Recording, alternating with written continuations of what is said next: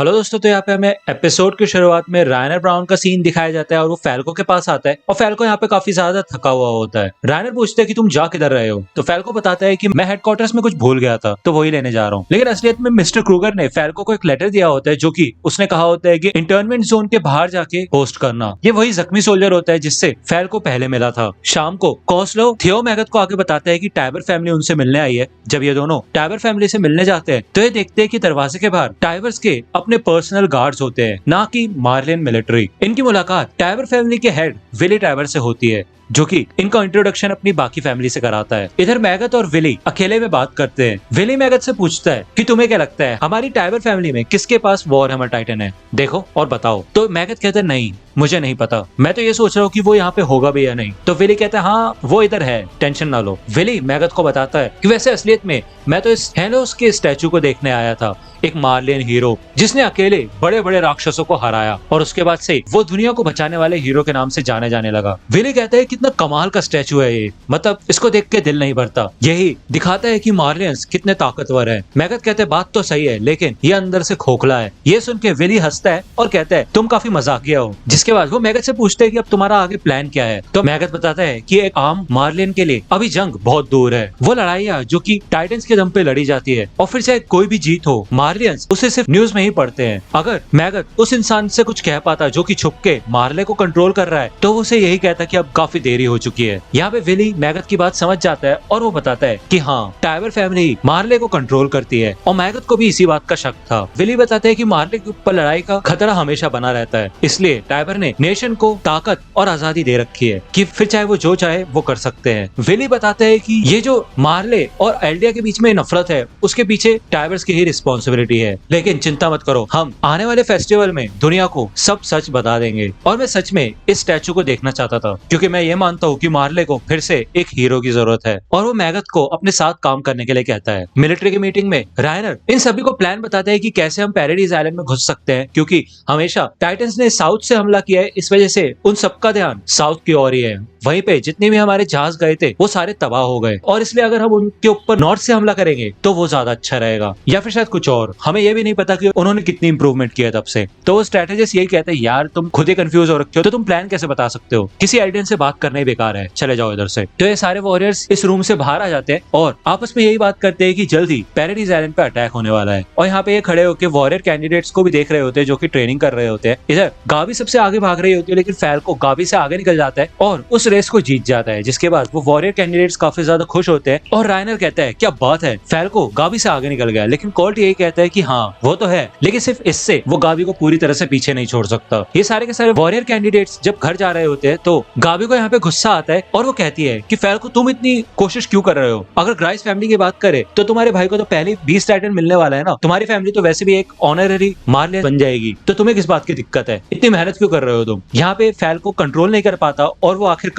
गाबी को बता ही देता है कि क्योंकि मैं तुम्हारी फिक्र करता हूँ, ये मैं तुम्हारे लिए कर रहा हूँ। तो यहाँ पे ये सब बड़े शौक हो जाते हैं और गार्ड भी कहते हैं क्या बात है, उसने तो बोल दिया। ये सुन के गाबी कंफ्यूज हो जाती है और वो कहती है ठीक है तुम मेरी केयर करते हो इसलिए मेरे काम में टांग अड़ाते हो क्या। तो गार्ड बताया रहे यार इसको तो अभी भी समझ में नहीं आया। यहाँ पे फैल्को को शर्म आती है और वो यहाँ से भाग जाता है। जिसके बाद ये बाकी के कैंडिडेट्स लिबेरियो इंटर्नमेंट जोन में देखते हैं कि त्योहार के लिए एक स्टेज बनाया जा रहा होता है जहाँ पे विली टाइबर की फैमिली पैराडाइज आइलैंड के खिलाफ जंग की घोषणा करेगी और वहाँ पे बाकी देशों के बड़े बड़े एम्बेसडर्स होंगे। उड़ो सोचते हैं कि क्या सच में ऐसा हो सकता है, मतलब मार्ले ऐसा सोच तो रहा है लेकिन ये सब इतनी आसानी से हो पाएगा क्योंकि वो खुद बाहर के इंटर्नमेंट जोन से आया है और जितनी नफरत मार्ले एल्डेंस को दिखाता है बाहर तो उससे भी कहीं ज्यादा है। लेकिन गाबी यही कहती है इस वजह से तो इवेंट रखा जा रहा है जिससे कि बाकी दुनिया ये समझ पाए कि एल्डेंस इतने बुरे नहीं होते। यहाँ पे स्टेज के पास मैगत विली को एक छोटी सी बुक देता है और वो कहता है कि हमें काफी हथियारों और लोगों की जरूरत पड़ेगी। तो विली कहता है अच्छी बात है। तो मैगत अब मिलिट्री तुम्हारी है, चिंता मत करो। तो मैगत कहता है मेरी नहीं, ये हमारे देश की है और वैसे भी देश के कमांडर तो आप ही हो विली। तो विली को यहाँ पे अच्छा महसूस नहीं होता और वो कहता है मेरे को बिल्कुल भी पसंद नहीं जब मेरे को ऐसा कोई बुलाता है। तो अब मुझे समझ आ गया कि मुझसे पहले वाले हेड इतना कुछ क्यों नहीं कर पाए और देश को अच्छे से चला क्यों नहीं पाए, लेकिन ये जो बोझ है अब मेरे ही कंधों पे आ गया है। तो दोस्तों अगर आप अटैक ऑन टाइटन से रिलेटेड मर्चेंडाइज खरीदना चाहते हैं तो इन सब की लिंक आपको डिस्क्रिप्शन में मिल जाएगी,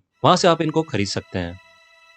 इधर हमें हॉस्पिटल का सीन दिखाया जाता है और फैल्को इधर क्रूगर से मिलने आता है और क्रूगर कहता है क्या बात है, कांग्रेचुलेशंस, तुमने गाबी को हरा दिया। इधर फैल्को देखता है कि क्रूगर के साइड में इधर बेसबॉल और एक ग्लव रखा होता है और वो कहता है कि ये आपकी फैमिली ने आपको भेजा है। तो क्रूगर कहता है कि हाँ, उन्हें लगता है इन सबसे खेल के मेरी हॉस्पिटल की जिंदगी कम बोरिंग होगी, लेकिन ये भी खेलना मेरे लिए अभी बहुत मुश्किल है। क्रूगर फैल्को को बताता है कि इस फेस्टिवल के बाद वो अपने होम टाउन वापस चला जाएगा। तभी यहाँ पे एक डॉक्टर आता है और उसे देख के फैल्को इधर से निकल जाता है और वो डॉक्टर आके क्रूगर के साइड में बैठ जाता है। वो डॉक्टर बताता है कि मेरा नाम येगर है और मैं इंटर्नमेंट जोन का एक फिजिशियन हूँ और इधर कभी कभी चाय पीने आ जाता हूँ। वो बताता है कि वो लड़का तुम्हारे साथ काफी घुलने मिलने लगा है कि नहीं? अच्छी बात है, मैं उसकी थोड़ी हिस्ट्री तुम्हें बता देता हूँ। फैल्को की फैमिली के ऊपर काफी मुश्किलें आई है क्योंकि उनके अंकल एल्डन रेस्टोरेशनिस्ट का हिस्सा थे। उसके बाद से कॉल्ट और फैल्को जी जान से कोशिश कर रहे हैं वॉरियर्स बनने की, जिससे कि वो अपने परिवार को बचा सके। येगर क्रूगर को कहता है कि तो इसलिए फैल्को को अपने काम करने के लिए मत भेजा करो। अगर किसी भी तरह से फैल्को के ऊपर शक किया तो जितनी भी मेहनत उन बच्चों ने की है वो सारी की सारी जाया जाएगी। और मैं तुम्हें भी कहता हूँ क्रूगर, अगर तुम ठीक हो चुके हो और हेल्दी हो तो अपनी फैमिली के पास वापस चले जाओ, क्योंकि एक दिन ऐसा आएगा जब तुम उन्हें देख नहीं पाओगे और पूरी जिंदगी तुम्हें सिर्फ पछतावा होगा। क्रूगर को ये सब सुन के लगता ही है कि येगर को खुद किसी चीज का पछतावा है, तो वो उससे पूछता है। तो येगर बताता है हाँ, मुझे पछतावा है, हर दिन मुझे पछतावा होता है, क्योंकि मुझे ऐसा लगता है कि जो भी मेरे बच्चों के साथ हुआ उसमें मेरा ही हाथ है। अगर उस दिन मैं अपने बेटा और बेटी को रोक लेता तो मेरी बेटी अभी जिंदा होती, और अगर मैं अपने बेटे को एक डॉक्टर बनने के लिए फोर्स नहीं करता तो वो भी अभी मेरे पास होता। यहाँ पे येगर काफी ज्यादा डिप्रेस हो जाता है और वो चिल्लाने लग जाता है। तभी हॉस्पिटल से 2 स्टाफ मेंबर्स आते हैं और येगर को वहां से ले जाते हैं। क्रूगर यहाँ पे अकेला बचा होता है और वो उस बेसबॉल को ऊपर उछालता है। त्योहार की पिछली रात को वॉरियर कैंडिडेट्स इधर वेटर्स का काम करते हैं और इधर काफी सारे एम्बेसडर्स होते हैं जो कि लिबेरियो में आए होते हैं। इधर कुछ लोग बात कर रहे होते हैं कि अच्छा, ये शैतान लोग ही वेटर है, इसी वजह से मेरे खाने में बदबू आ रही थी। हाँ, तो ये सुन के ऊडो को काफी बुरा लगता है और वो गलती से वाइन का ग्लास हिसुरु के एक एम्बेसडर के किमोनो पे गिरा देता है। इससे ऊडो काफी ज्यादा डर जाता है और वो एम्बेसडर ऊडो का मुंह बंद कर देती है और कहती है चुप हो जाओ। मैनेजर पूछता है कि क्या हुआ मैम, आप ठीक हो? तो वो एम्बेसडर कहती है हाँ, मैंने अपने किमोनो के ऊपर वाइन गिरा दी थी और ये लड़का तो मेरी मदद कर रहा था, और वो ऊडो को चुप होने के लिए कह देती है। यहाँ पे डाइनिंग हॉल में विली 2 और एम्बेसडर से मिलता है, ओग्विनो और नाम्बिया, जो कि उसके बचपन के ही दोस्त होते हैं। इनके बात ही वही रुक जाती है जब एक मार्लियन एम्बेसडर बहुत बुरी तरह से इन सब लोगों को स्पीच देता है और ट्रीट करता है और कहता है कि जो दुश्मन हमारे पहले थे वो आज भी हमारे दुश्मन है। नहीं, जो पहले हमारे दुश्मन थे वो आज हमारे दोस्त है। लेकिन यहाँ पे विली आ जाता है और वो उसे साइड हटा देता है। वो कहता है कि ऐसा लगता है कि आपकी स्पीच लोगों को पसंद नहीं आ रही है। विली टाइबर के स्टेज पे आते ही सब लोग काफी खुश हो जाते हैं और विली टाइबर बताता है कि मैं जानता हूँ कि पूरी दुनिया टाइटन से नफरत करती है और इसी वजह से हम लोग ठीक से नहीं रह पा रहे, लेकिन चिंता मत करो, मेरे पास इस चीज का एक सोल्यूशन है और वो चीज मैं आपको कल रात बताऊंगा थिएटर प्रोडक्शन में। यहाँ पे हमें अगली सुबह का सीन दिखाया जाता है। इधर गाबी सो के उठती है और उसे सुनाई देता है कि बाहर से काफी शोर आ रहा होता है। इधर इंटर्नमेंट जोन को बाहर के लोगों के लिए खोल दिया गया होता है और लोगों ने इधर फूड स्टॉल्स लगा लिए होते हैं। जब गाबी नीचे आती है तो सामने से इधर बाकी वॉरियर कैंडिडेट्स आते हैं और वो कहते हैं देखो क्या कमाल है। इधर राइनर, पीक और गैलियार्ड भी इनको ज्वाइन कर लेते हैं। अब क्योंकि इन वॉरियर कैंडिडेट्स के पास कुछ भी खरीदने के लिए पैसे नहीं होते तो राइनर ही इन सबको चीजें खिलाता है और इनके खाने के पैसे देता है। जब वो देखता है कि गाबी यहाँ पे काफी मजे कर रही है तो उसे देख के वो काफी खुश होता है और अंत में गाबी इतना ज्यादा खा लेती है कि उसको पूरा पेट भर जाता है और राइनर उसे घसीट के ले जा रहा होता है। उसी रात ये सभी लोग कॉल्ट और जीक के पास आते हैं जो कि फेस्टिवल स्टेज के पास ही होते हैं। कॉल्ट कहते हैं कि फैल्को कहीं दिखाई नहीं दे रहा, वो किधर गया? तो ऊडो बताता है कि फैल्को कह रहा था कि उसने किसी जान पहचान वाले को देख लिया इसलिए वो भाग गया। कुछ ही समय बाद वहाँ पे फैल्को भागता हुआ आता है और वो राइनर को कहता है कि प्लीज मेरे साथ चलो। तो जीक कहता है कोई बात नहीं, जा सकते हो, अभी बहुत समय है प्रोग्राम शुरू होने में। तो राइनर कहता है ठीक है। यहाँ पे फैल्को राइनर को एक बेसमेंट के पास लेकर आता है और जब राइनर नीचे आता है तो सामने क्रूगर बैठा होता है। क्रूगर कहता है कि राइनर 4 साल हो गए हमें मिले हुए, है कि नहीं? यहाँ पे राइनर काफी शॉक हो जाता है और वो देखता है ये क्रूगर और कोई नहीं बल्कि एरन येगर है।